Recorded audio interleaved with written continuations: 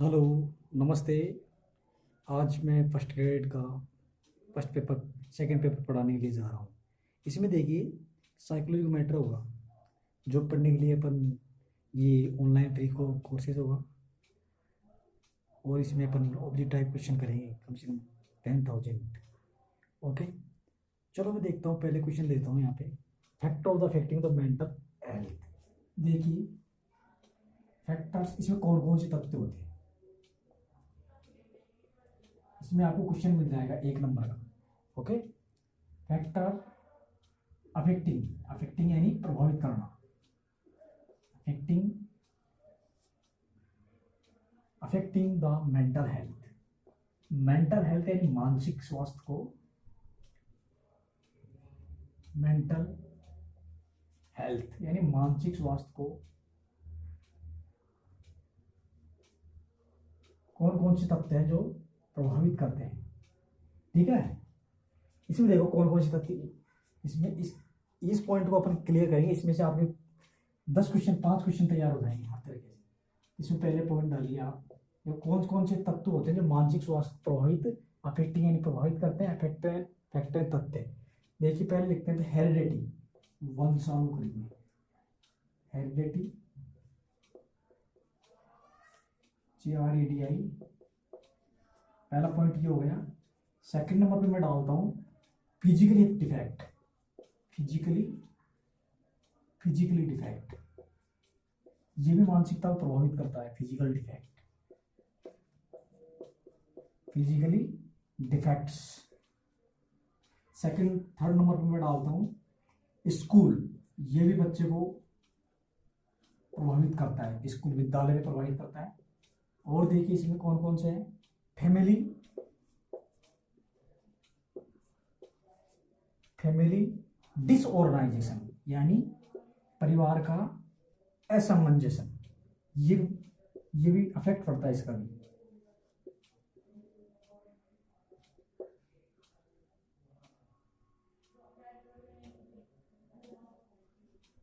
Z है, ZED, ये भी प्रभावित इसका प्रभावित पड़ता है। फिफ्थ नंबर पर मैं डालता हूँ इसमें फिजिकल हेल्थ यानी मानसिक, फिजिकली हेल्थ, ये भी इसका भी इफेक्ट पड़ता है। 6 नंबर पर मैं डालता हूँ सोसाइटी, समाज, इसका भी प्रभाव, सोसाइटी हो गया। 7वें नंबर पे डालता हूँ मैं फैमिली एनवायरमेंटल। फैमिली, देखो फैमिली भी हो जाएगा इसमें। Family environmental, family environmental,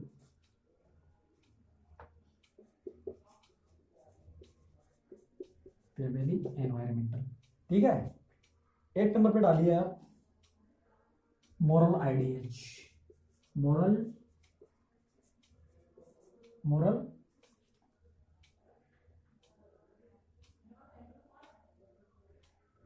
moral ideas, ideas यानी विचार, यानी नैतिक विचार प्रभावित करता है। और देखिए इसमें मॉरल इकोनॉमिक्स कंडीशन, एक हो जाएगा आपका इकोनॉमिक्स कंडीशन, इकोनॉमिक्स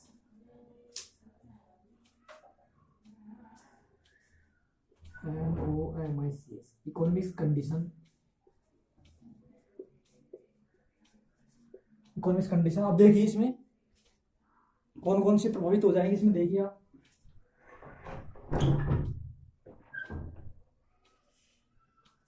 इसमें हो गया हेरिडिटी, वंशानुक्रम, physically defect, school, family disorganization यानी परिवार का असमंजसन, physically health and society, and family environmental, ये भी हो गया।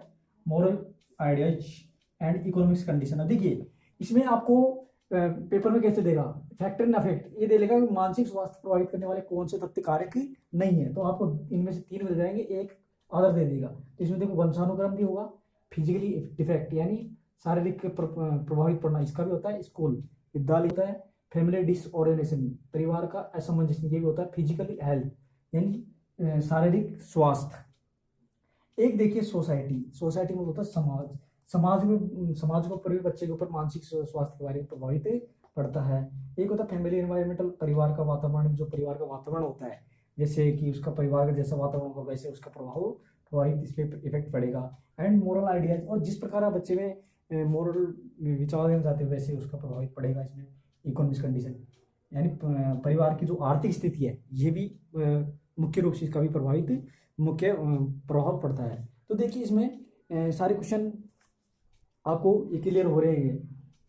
Factor of affecting the mental health, heredity, वंशानुक्रम, physical defect, family disorganization, physical health and society and family environmental and moral है। ये तो देखिए आपका मेंटल हेल्थ हो गया, यानी मेंटल मानसिक स्वास्थ्य को प्रभावित करने वाले तथ्य ये हैं। इससे बाहर आपको एक भी क्वेश्चन नहीं मिलेगा, ये मतलब ये पूरे कारक आपको यहीं से एक मिल जाएगा क्वेश्चन। देखिए अगला क्वेश्चन मैं स्टार्ट करने के लिए जा रहा हूँ। देखिए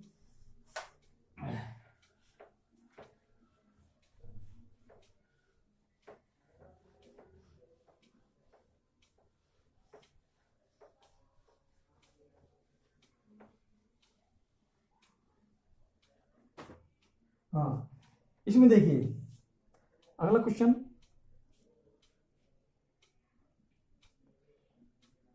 हाँ, cause of physically, cause of physics,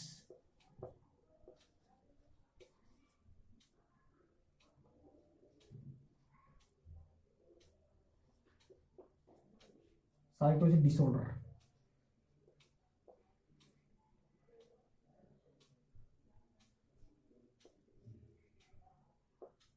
देखो इसमें ये कहना चाहता है कि cause of the साइकोसिस disorder, साइकोसिस disorder यानी जो शिक्षा होता है उसका कारण जो प्रभावित पड़ता है उसके कारण होते हैं, कौन कौन से कारण होते हैं। एक तो सर्विस किलिंग,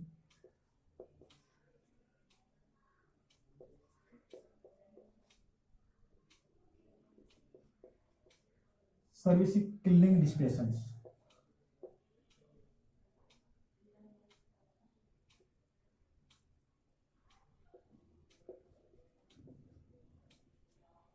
डिस्प्रेशंस।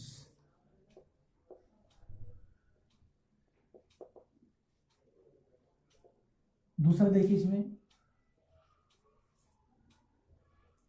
स्लीप, ज्यादा सोना, स्लीप ज्यादा, निंद्रा लेना, सोना, डिप्रेशन।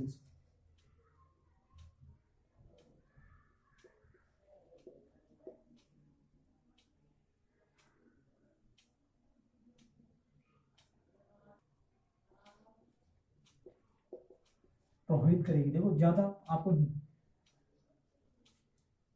ज्यादा नींद नहीं आना, उसकी चिंता हो जाना है ना, ये भी साइकोलॉजी यानी इससे विकार हो जाएगा आप, इसके कारण बढ़ जाएगा। ये तो सर्विस से जब खेलने के लिए डिस्प्रेशन, नैदानिक यानी सुचारू रूप से नैदानिक रूप से परेशानी होना। एंड स्लीप डिप्राइवेशन यानी नींद में आपको सही नींद नहीं लगना, सही नींद नहीं आना। और देखिए तीसरा कारण है इसी का मैनी डिप्रेशन, यानी दिमाग से many discussions, mania depressions, mania depressions, ये हो गया आपका। देखिए तीसरा वीडियो डाल रहा हूं मैं, इल्यूशंस, इल्यूशंस यानी भ्रामक,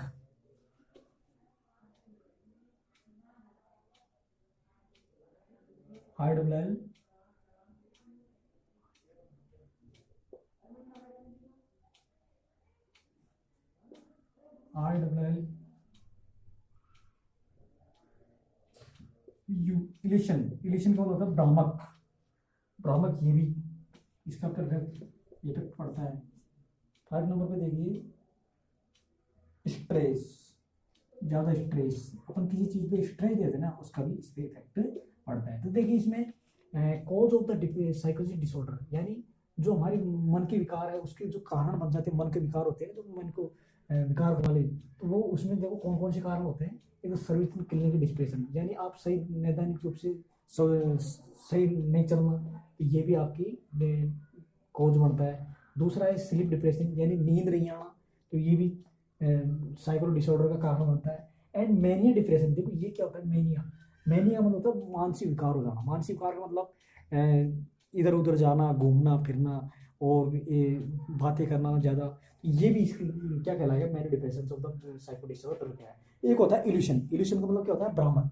इल्यूशन का मतलब क्या होता है, भ्रामक। तो ये भ्रामक भी एक इसका कारण का कोज बनता है। एंड स्ट्रेस, स्ट्रेस तो जानते हो आप, स्ट्रेस यानी दबाव यार। जब हम किसी चीज़ में प्रेशर में आ जाते हैं तो स्ट्रेस आ जाते हैं, तो अपन ये भी किसका कारण बनता है, साइको डिसऑर्डर का। अब आगे देखिए,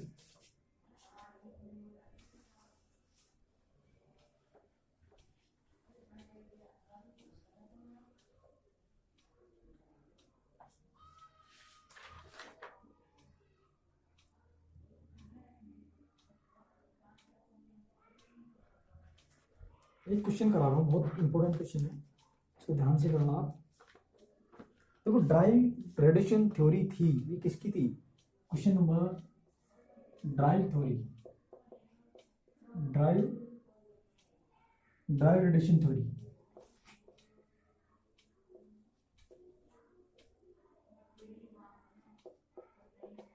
drive radiation theory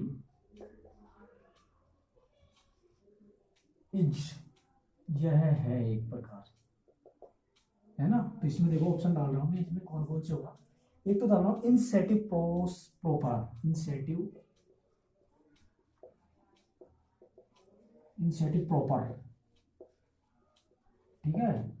second number पर डाल रहा हूँ इसमें मोटिवेशनल थ्योरी, यानी अभिप्रेरणात्मक, मोटिवेशनल थ्योरी, ये भी। थर्ड नंबर पे डाल रहा हूँ रीजनिंग थ्योरी,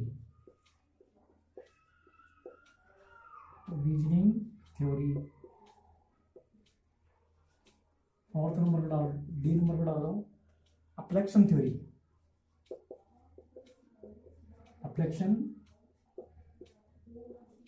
अफ्लेक्शन थ्योरी। तो देखिए इसमें आपको ये कहना चाहता है कि ड्राइव रेडिएशन थ्योरी कौन सी है, इसमें ड्राइव चालक। देखो पहले तो ये देखिए आपको ड्राइव रेडिएशन थ्योरी किसने दी थी, ये क्लार्क हॉल ने दी थी, किसने दी थी इसको, इसका नाम था क्लार्क हॉल, इसको डायरेक्ट लिखिए आप, हॉल फाउंडर थे इसके फाउंडर हॉल, देखिए फाउंडर कौन थे, हॉल। देखिए ये ड्राइव रेडिएशन थ्योरी किस पे आधारित है, इंसेटिव प्रॉपर या इंसेटिव मतलब प्रोत्साहन देना, या मोटिवेशनल अभिप्रेरणा देना, या रीजनिंग या तर्कवादी देना, या अफ्लेक्शन थ्योरी या किसी को प्रभावित यानी अपने आप अनुप्रयोग में करना। तो देखो ये मोटिवेशनल थ्योरी थी, क्या थी, मोटिवेशनल थ्योरी थी। ये क्वेश्चन बहुत इंपॉर्टेंट है, ड्राइव रेडिएशन थ्योरी का मोटिवेशनल थ्योरी। ओके आगे देखिए, एक क्वेश्चन दे रहा हूँ मैं आपको, व्हेन वाज द डेवलपमेंट, यानी कब विकसित किया गया, व्हेन वाज डेवलप्ड,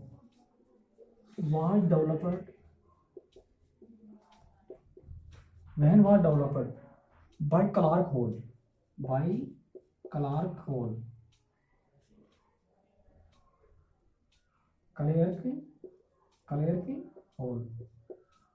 इसका पूरा नाम क्या था, क्लार्क हॉल। तो ड्राइव, अभी मैंने बताया था ड्राइव रेडिएशन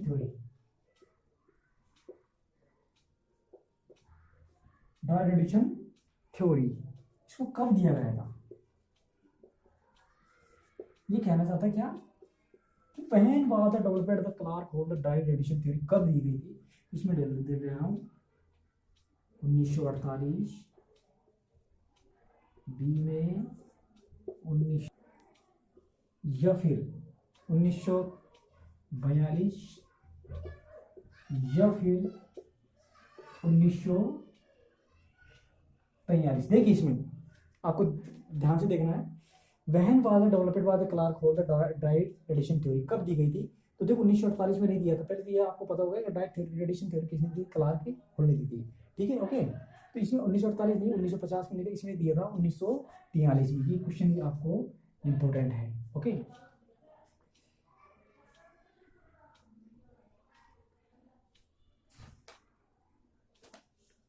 हाँ एक क्वेश्चन देखो, ये बहुत इंपॉर्टेंट क्वेश्चन है, formative assignment,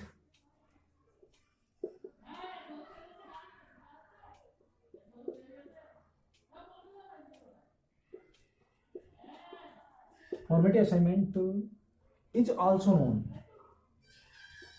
is also known as addictive, as addictive,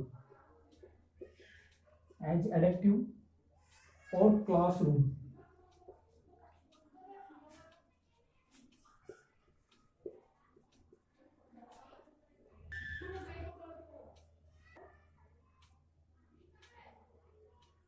class के रूम, देखो इसमें क्या कहना चाहता है, ये किसके रूप में जाना जाता है, ठीक है। तो इसमें जो ऑप्शन दे रहा हूँ मैं, देखो आपको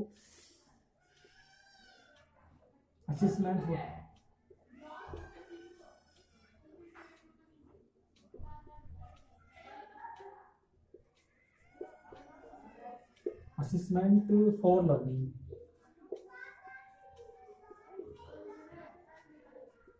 असिस्टेंट फॉर लर्निंग। फिर देखिए एक हो गया आपका कौन सा,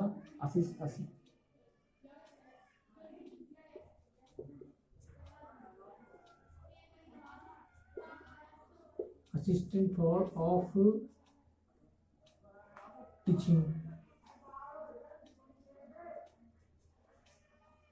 ऑप्शन नंबर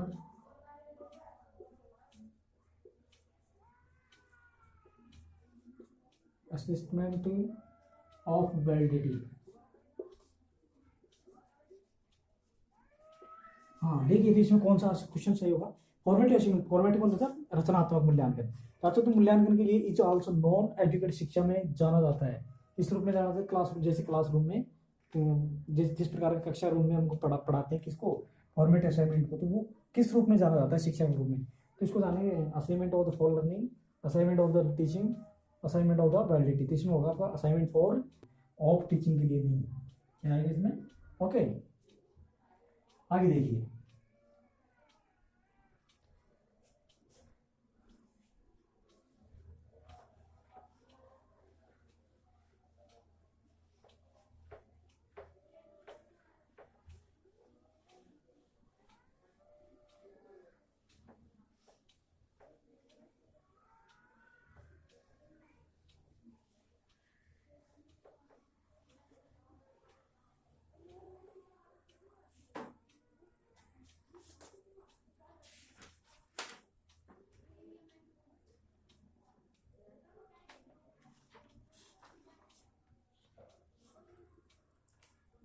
हाँ कोटेशन, एक कोटेशन देगा ना साइकोलॉजी में, कोटेशन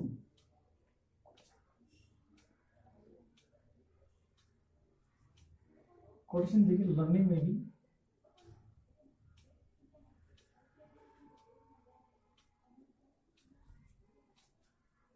लर्निंग में भी considered.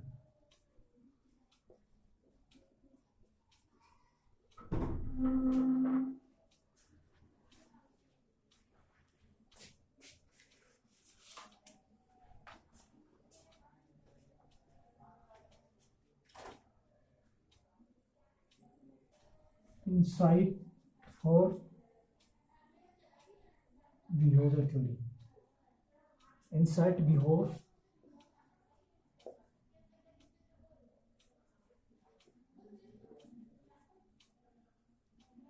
motivational,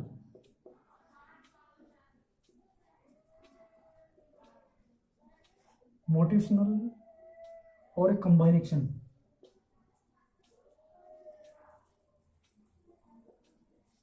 or combinations of these,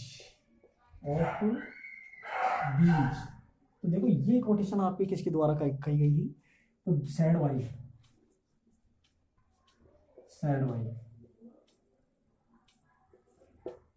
option दे रहा हूं, मन,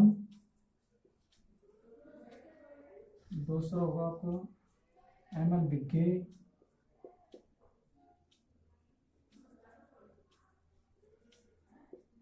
तीसरा ऑप्शन होगा आपका स्किनर,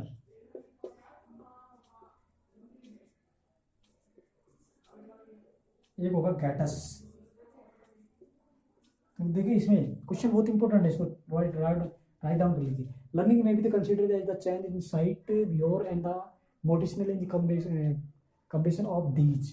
ये बात किसके द्वारा कही गई थी कि अधिगम एंड भी व्यवहार को एंड अभिप्रेरणा को एंड कंबाइनेशन ऑफ दी, जो भी हम कंबाइनेशन जोड़ते हैं उसको हम क्या कर सकते हैं, कंसिडर यानी बदल सोच विचार करके उसको बदल सकते हैं। तो ये परिभाषा किसने दी थी, मन ML बिग्गे। तो ये परिभाषा दी थी आपको ML बिग्गे साहब ने, ठीक है। ओके, आगे देखिए,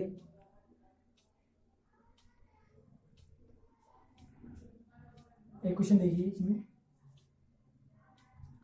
what means of the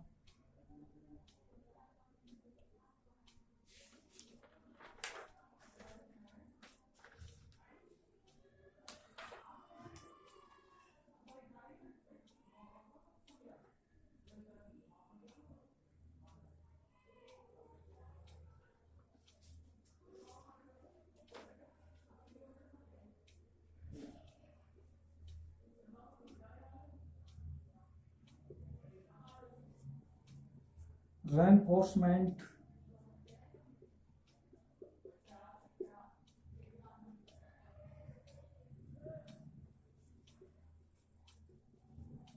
is given on regularly and regular and scheduled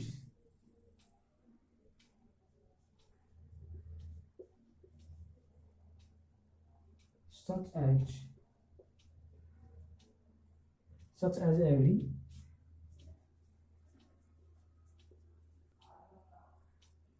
5 minutes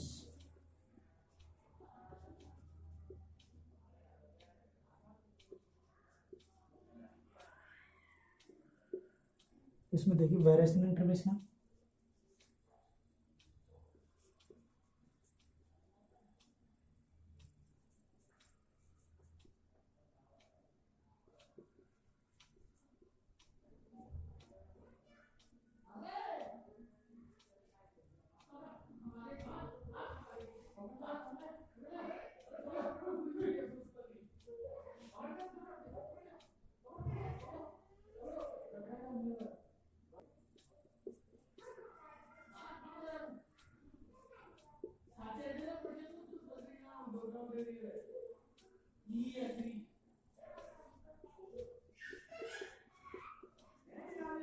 fixed ratio,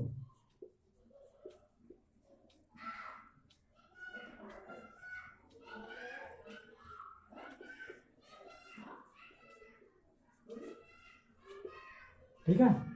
तो देखिए कहना चाहता है रेनफोर्समेंट इधर गिवन द रेगुलरली जो दिया जाता है नियमित रूप से and such as the every 5 minute, जो हर 5 मिनट के बाद में दिया जाता है, तो उसको कहेंगे कौन सा पुनर्वन कहलाएगा, वो एनुअल इंटरवल्स यानी वेरिएबल इंटरवल, जो पक्षपात के रूप में दिया जाता है, जो वेरिएबल दिया जाता है उचित रूप से, या फिक्स्ड इंटरवल या जो फिक्स यानी फिक्स्ड इंटरवल में दिया जाता है, एंड फिक्स रेशियो यानी सही अनुपात में दिया जाता है, एंड इंटरवल जो रुकावट में दिया जाता है, कौन सा अनुपात कहलाएगा, वो फिक्स इंटरवल यानी जो उसकी सीमा है, जो उसके अंतर्गत उसको जो पुनर्वन दिया जाता है फिक्स इंटरवल से, तो वो कहलाता है regular schedule such in the 5 minute के बाद में इंटरवल दिया जाता है। Okay, thank you.